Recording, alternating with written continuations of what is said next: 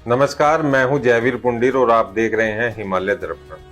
जैसा कि आप जानते हैं कि प्रदेश में लगातार एक के बाद एक भ्रष्टाचार के मामले सामने आ रहे हैं।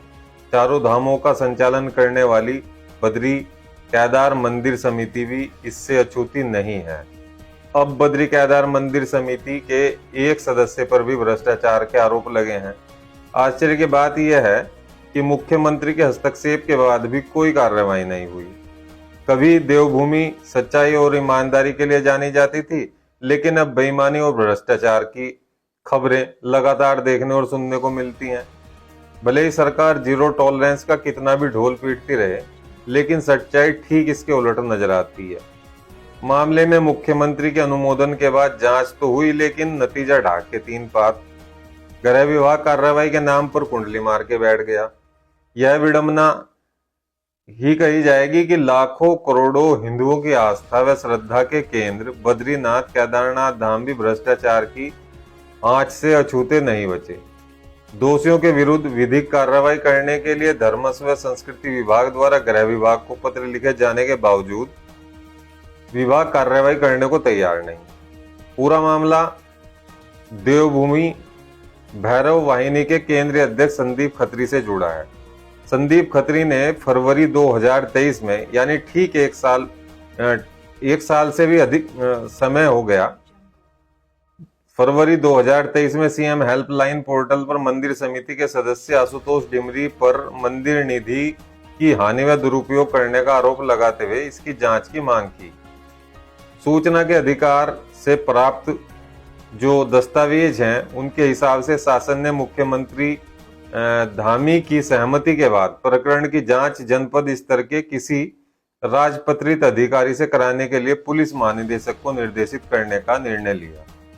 इस क्रम में गृह विभाग के विशेष सचिव रिधिम अग्रवाल ने 12 अक्टूबर 2023 को पुलिस महानिदेशक को पत्र लिखकर प्रकरण की जांच के आदेश दे दिए। पुलिस मुख्यालय से इसकी जांच चमोली पुलिस को सौंप दी। पुलिस उपाधीक्षक के पर्यवेक्षण में संचालित जांच की रिपोर्ट चमोली के पुलिस अधीक्षक द्वारा फरवरी 2024 में, यानी ठीक एक साल बाद, गढ़वाल के पुलिस महानिरीक्षक को यानी आईजी को भेज दी गई। पुलिस मुख्यालय से जांच आख्या को शासन में भेजे जाने के बाद लंबे समय तक यह फाइल गृह विभाग में धूल खाती रही। इस वर्ष अप्रैल माह में गृह विभाग ने अग्रिम कार्रवाई करने के बजाय यह पत्रावली धर्मस्व व संस्कृति विभाग के सचिव को यह कहकर प्रेषित कर दी कि नियमानुसार कार्रवाई करें। धर्मस्व व संस्कृति विभाग ने भी 3 माह से अधिक समय तक फाइल को अपने पास रोके रखा और 19 जुलाई को पत्रावली गृह विभाग को वापस भेज दी। फिर गृह विभाग को वापस चली गई। गृह सचिव शैलेश बगोली को लिखे पत्र में सचिव धर्मस्व हरिश्चंद्र सेमवाल ने लिखा कि सीएम हेल्पलाइन पोर्टल पर दर्ज की गई शिकायत के आधार पर आशुतोष डिमरी के विरुद्ध मंदिर निधि की हानि एवं दुरुपयोग किए जाने के आरोपों की जांच पुलिस द्वारा संपादित की गई है एवं आरोपों की पुष्टि भी की गई है।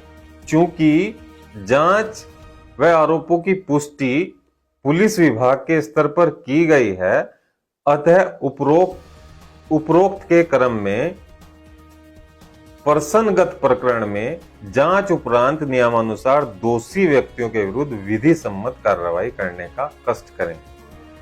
गृह सचिव को 19 जुलाई को पत्रावली भेजे जाने के बाद अब करीब 2 महीने का समय हो चुका, लेकिन गृह विभाग के स्तर से अभी तक इस पर कोई कार्रवाई नहीं हुई। इस कारण शासन की मंशा पर कई सवाल खड़े हो गए। क्या यही है सरकार का जीरो टॉलरेंस? आखिर कौन वो व्यक्ति है जो भ्रष्टाचार में डूबे लोगों के खिलाफ कार्रवाई नहीं होने देता और उनकी जांच पर कुंडली मारकर बैठ जाता है? तो अंत में जो पीड़ित हैं या फरियादी हैं उन्हें न्यायालय की शरण में ही जाना पड़ता है। तो ऐसे कई सारे मामले जो भ्रष्टाचार के प्रदेश में आ रहे हैं, उनमें सबके नतीजे इसी तरीके से निकलकर सामने आ रहे हैं। यही देखने को अधिकतर मामलों में मिल रहा है। आप इस मामले में क्या कहना चाहते हैं, तो अपनी राय इस कार्यक्रम में जरूर दें, कमेंट करें। और आपको भ्रष्टाचार के खिलाफ अगर आप भी चाहते हैं अपनी आवाज उठाएं, तो कृपया कर वीडियो को शेयर जरूर करें। धन्यवाद, आभार, नमस्कार।